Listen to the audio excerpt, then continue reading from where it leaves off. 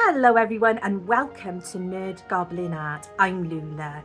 I'm going to be making a photo frame today and it's going to be with a cat and it's also in memory of. So there's only one thing we can do. Let's go play.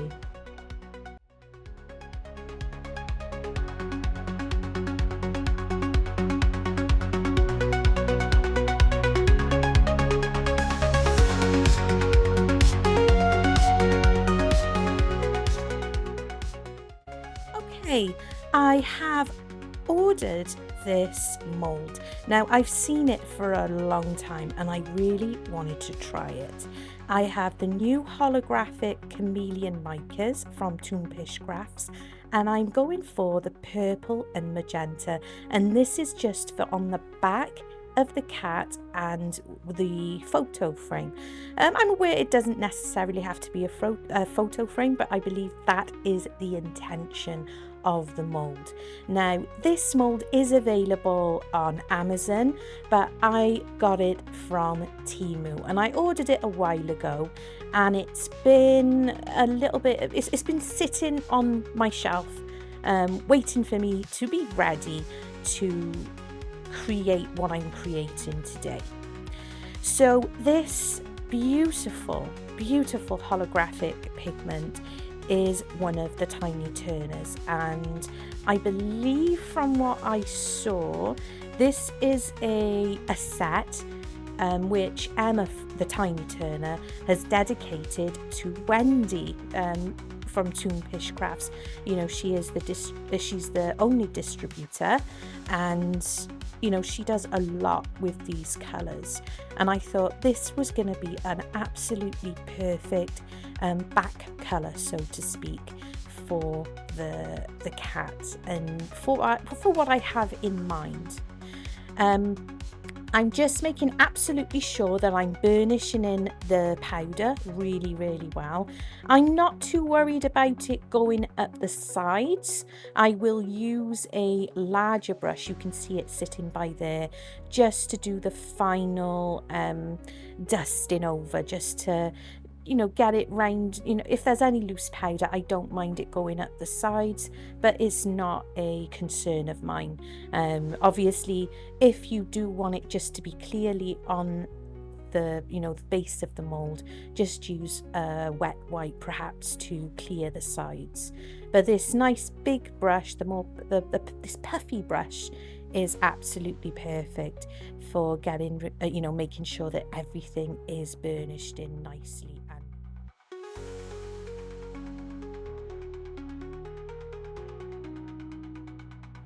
I'm not going to be burnishing in the base because I want the glitter that I'm going to use to be the base side. The purple is actually going to be the back, so we're working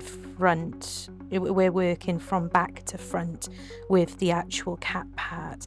The glitter I'm using is Leobro, and it is available on Amazon, but you can get the practically the same one from Temu, just not as in a bigger pot.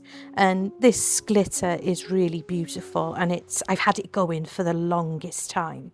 I'm using Apex 1:1 epoxy resin. Fantastic resin to use, and I do have a discount code for that if you are interested, and they do ship worldwide, and that's important to know. And it's a flat rate, I believe, of £30, so you know, for delivering outside the UK, so I think that's pretty cool. I'm also adding in some extra glitter. Yes, I know, I'm adding glitter to glitter, but the diamond frost is going to give it that little tiny extra, that little bit of extra oomph that I think the black glitter can do with. I've got another cup as well besides the one sitting on the other side of the cat, I had no idea how much resin this mould was going to take, but I do suspect that it's going to be a little bit deceiving. These moulds always are. I have always found that. I'm not using my debubbler on this occasion because I'm going to be adding in some PVA glue. Now, this is a technique that Daniel Cooper taught us all with suspending the chunkier glues in the resin. You don't need a great deal of it. A lot of people use the Elmer's glue, but I purchased this one because it was a little bit more it wasn't as costly, but it works perfectly fine, and it really does suspend that glitter. Really great stuff, and a really great thing to know when it comes to your resin art. It's a really great thing to use, but I haven't had much luck putting it in the debubbler. It's probably much better in a chamber, but I'm just going to keep an eye on this piece as much as possible. And although I sped up the stirring, I was actually being very gentle in my way of stirring, so I wasn't introducing too many bubbles. At first I did think I wasn't supposed to cover up those two squares on the base, but after a few moments I was like, no, they get covered up. They're just there because that's where the cat's feet go to attach it. So it's one of those things when you're mid pour and you're like, am I supposed to do this? And a spray of isopropyl alcohol as well. The cat is going to be having exactly the same treatment. It's having the same glitter, and reason being, I love black cats. I have my Mr. Binks. He's a black cat with a tiny little white bib. And I think that this colour in particular is absolutely perfect for what I am making. And again, I'm stirring that in, and I have you sped up, so I am actually being more gentle than it looks with the stirring. And I've added a little bit more of the resin to that to the mix from my cup, and added some more of the glitter and the diamond frost. Yes, I want this to be super sparkly. And of course I'll be adding in some of that glue again. I don't want the glitter to be sinking to the bottom where it's not going to be seen. I want it to be suspended. I want it to look sparkly throughout, and this really is pretty glitter. So when you put the glue in, did you see as I lifted my stirring stick, it almost looked like slime, and that's what you want. You've got to be careful about adding too much in as well, because I have found that too much can have an effect on your resin, so do be careful with that. And I can also use my heat gun, which I will be doing, as well as using the isopropyl alcohol. You saw just then I filled it so far, and for some reason I didn't think to actually lift it up a little bit and give it a little bit of a tap. Just didn't enter my mind, which probably would have been helpful. So just bear that in mind, that you can fill the mould a little bit halfway and give it a little tap, another spray of your isopropyl alcohol, and then you can fill it up a bit more. And don't forget to use your silicone tool for you to go around the edges also, especially where there are points like in the cat's ears. And it's a good idea as well to go around where the little nubs are for the hanging piece, where it's going to act like a little pendant. I've got some leftover resin, so continuing with the fact that I'm doing a cat, and this is a piece in memory of my lovely father-in-law Pops. I'm going to continue making some cats. So I'm just adding some black mica powder to the resin to fill up this mold of it's a lovely little mold. It's a matte mold. You can shine it up if you want to later, but I'm going to be adding the black here, and I'm also going to add some of the diamond frost, so he's going to have a little bit of a sparkle to his lovely little face. The mold is also from Temu, and if possible I will link it in my description box below, just if I can find it. If not, I believe all you need to do is type into Temu, you know, cat molds, and it is definitely there. So I will try though. Another little spray of isopropyl alcohol. Those bubbles are making their way up, and I've also sprayed directly into this mold and given it a little bit of a squidge there before putting in the resin. And I'll also stop halfway, just as I have here, just to give her a little squeeze. It's important to remember with molds like these, and because I've not put the resin through the debubbler, it is going to catch in places, and the ears especially. When I first ever did this mold some time ago, I did forget to do the squeezies and I ended up with with not complete ears.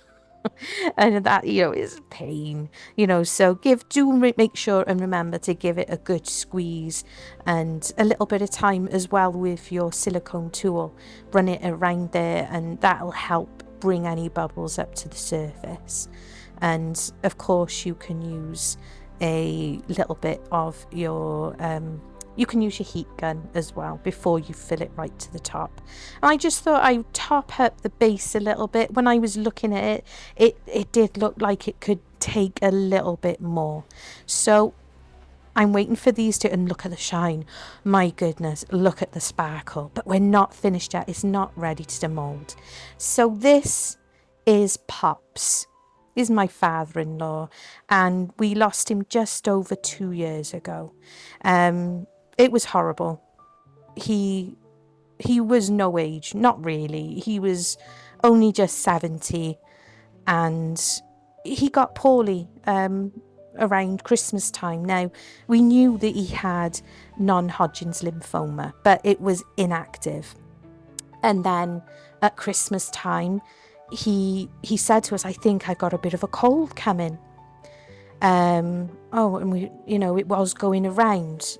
Obviously, it was after COVID and stuff. So, he said he was just going to rest for a few days. Well, we had Christmas. It was unusual because Christmas morning he rung me and he said he wasn't going to be able to make it over because he really felt awful. Not to go over there, obviously, because of the kids. I need my magic gloves. Just like that, because I'm going to be working with some UV resin. So a few days after Christmas, we went in and checked on him, and he looked awful. And quite honestly, I thought he'd had a stroke. And I was like, right, no, that's it. We're going to the doctors. So we took him down, and the doctors were worried as well. So we took him straight to the hospital. We could have waited for an ambulance, but a busy time period, and I said, no, it's quick, just get him back in the car and we'll take him to the hospital. And it was a good couple of days. They were concerned about his levels, his blood levels as well. But before the new year was in, we found out that his non-Hodgkin's lymphoma had become active. And so began a lot of hospital visits back and forth until it got into his spine. And chemotherapy, it is not great at penetrating things like the spine. And we very sadly, there's lots of other things, but I'm giving you the shorter part of the story. We were told that it wasn't going to work, and it was time. There was not going to be a lot of time. And he looked at myself and Mr. Goblin, and he said, I want to go home. I don't want to die here. I want to be home. So, of course, we sorted it all out and we brought him home. And, you know, it wasn't a long illness. He got ill at the Christmas time, and by May 2023, he passed away on on the now King's inauguration. I've said that wrong. But we kept it, you know, we looked after him. We had some carers in the morning, and me and Mr. Goblin helped him the rest of the time throughout the night as well. It wasn't until the last week or so of his life that we needed more help, and they brought in night nurses so we could get some form of rest. And, you know, we set the bed up and everything. They brought us the hospital bed and everything. They were fantastic. I can't, you know, they were absolutely brilliant with us. The, you know, St. David's Hospice is who helped us, and the nurses. And we even moved his bed. We realised that he couldn't see outside so much, and he loved cats. He always had a cat, but in the last years, because he was working and he retired only about 2 years before he got so poorly, he was hoping to get a cat in his retirement, and we were going to get him that cat. And in the meantime, he loved our cat that we had at the time called Ronnie, and he fussed him and fussed him. And of course, all the neighbourhood cats, he would sit outside and they'd come to him. He was like a cat magnet, basically. So we moved his bed around so that, well, he could see, because he did sadly start losing his sight towards the end. So he could see the neighbourhood cats coming into his garden, because it was their normal thing to do. So this makes been a long time coming. We miss him. He only lived across the road from us as well. And I will still go up to the top of the landing, and I would often like look across, and I'd see him coming round the corner, coming over for his cup of tea and biscuits. You know, and it was practically every single day we would see him. And he was wonderful. He really was. And since he's gone, we've ended up with 4 cats. And I like to think, because, you know, I do think that he comes to visit. I really do. You know, if that's not what you tend to think and stuff, but I smell him. I smell his, like, the stuff he used to wash his clothes in. It'll suddenly just be there. And I really do think that he's around us quite a lot. So there we go. I do apologise if that's a bit close for any of you, but if it helps you know that you're not alone, I won't regret talking about it. So yeah, so that's why I'm making this piece, and it's sparkly and beautiful. He was truly a wonderful. Mr. Goblin is so like him, it's unreal. But Pops was a lot quieter. But he loved music. He loved being with us. This picture I took on one of our holidays to Cornwall. We always had him on holiday with us. And in fact, we've been taking his ashes to all our favourite places. He specifically asked for Tregear House in the lake, which we live by. And we've also been taking him to all the places we'd go on holiday, like Tenby. You know, he's going to the waterfalls as well, the Brecon Beacons. My oldest is taking him there because I can't get there due to my inability to walk in those type of areas because of my wheelchair. That is not accessible for me. We've taken him to the Forest of Dean Railway because that's where he loved going. He loved taking the children to the railway. Look at that. Isn't that pretty? And we also need to take him to Cornwall. That picture that is of him was probably our last holiday to Cornwall together. And I love that picture. That is another picture of him I really love, but it's from when he was a young man, and he's standing at a railway station ready to go off on adventures with a big backpack on his, on his shoulders. It's just an awesome picture. He loved the Beatles as well, by the way, and David Bowie, and we sung a lot when we were in his, in his last days. We sang a lot together and listened to a lot, so he really has my heart. I miss him. And I thought the sparkle would be cool because of the David Bowie, Ground Control to Major Tom. We sang that a lot. He, even though he couldn't walk anymore in the last couple of months, he was a drummer. And whenever there was music playing, he was still trying to tap away with his leg. And, we just start singing a song together. And we just miss him. He was such for someone that was so quiet, he was there. And him not being here is the loudest thing ever. It is. It really is.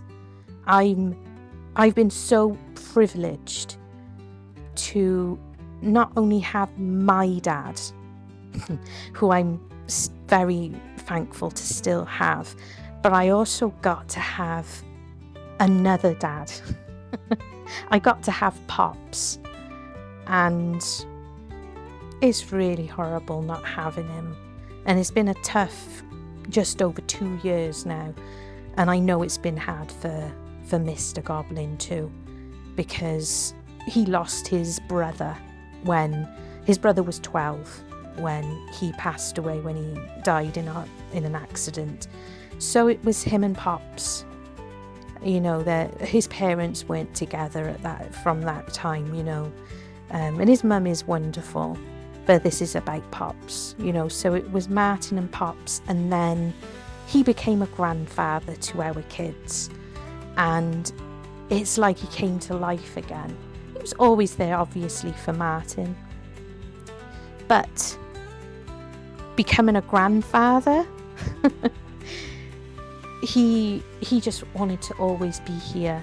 And when we took the younger two out to school over 5 years ago now, he was worried. He was really worried about just taking them out of school. But when he retired, he got to spend so much time with them and take them out and stuff. I'd get a break for a day, and, he'd take them swimming. He taught them to swim. He took them swimming, he took them to train stations, it was just wonderful, especially that we could have him on holiday as well. He was a pain in the bottom, I'm not going to lie. It was like having an extra child. He would go wandering off because he wasn't so much into technology. It wasn't as easy as just ringing him, because he's one of those people that had a mobile phone where he'd turn it off all the time. He was also one of those people who had a hearing aid and would forever not have it in because he preferred it to be quiet. So, he wasn't a pain in the bum. And on this particular holiday as well, it was really hot in the UK. It was June. We could go on holiday whenever we wanted because the kids weren't in school and we worked for ourselves.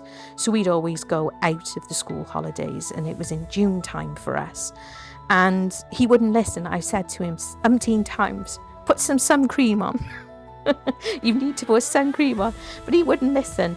And he ended up getting his legs so burnt on that day that he actually ended up with the basically 2nd-degree burns.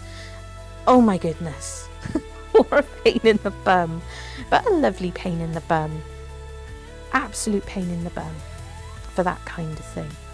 And he would tap his feet constantly when there was music playing. He'd always be tapping his foot. And I would get irritated by it, but now I miss it. Isn't it crazy? Absolutely crazy. So I thought, he loved cats so much. He loved music, David Bowie and stuff, you know. So I thought, let's make it sparkly, like a disco, like a party.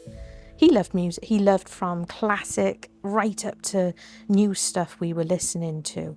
He even liked some of the songs by Funeral for a Friend that we listened to. So there we go. I've used some chain. This is just jewellery chain and a jump ring. And that's what I've used to connect the picture, the pendant part of Pops to the cat. And I'm just going to show you. There we go. So that looks absolutely gorgeous, I think. I really like that. It is a really, really lovely picture of him as well. It's how I want to remember him, not in the final days, final weeks. You know, we held his hand till the end. We really did. And this is how I choose to remember him. Lovely smile as well. This is also a cool thing as well. You can put a tea light candle. You could probably see the circle shape. But with epoxy resin, remember not to use an open flame because it can release toxins. So if you want to use a real candle with this mould, you're going to have to use something like Aquacast. But isn't that beautiful? Mr. Goblin really loves it as well. It's already been put in the living room in pride of place. You know, we've got loads of pictures in there, but I wanted to do something a little bit special. And those little cats as well, they could sit near him as well. Just positioning you again. So sorry about jibbling and jabbling you around. So yeah, I hope you have enjoyed this make. And if you, like me, have lost somebody very dear to you, I hope talking about him has helped as well. And I know it can be triggering. I know it can be. Honestly, I do. But I think it helps. I really think it helps. I hope you're inspired. And I hope you enjoyed watching. Love you and stay very weird.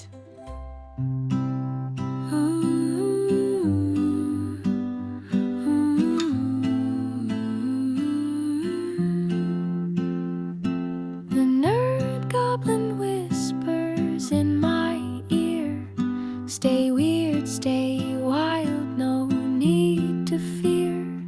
She molds her dreams with resin and clay. Whimsical wonders brighten the day. Stay wonderfully weird, let your colors unfold. Frogs and dragons, stories untold. Crocodiles dance in a resin sea.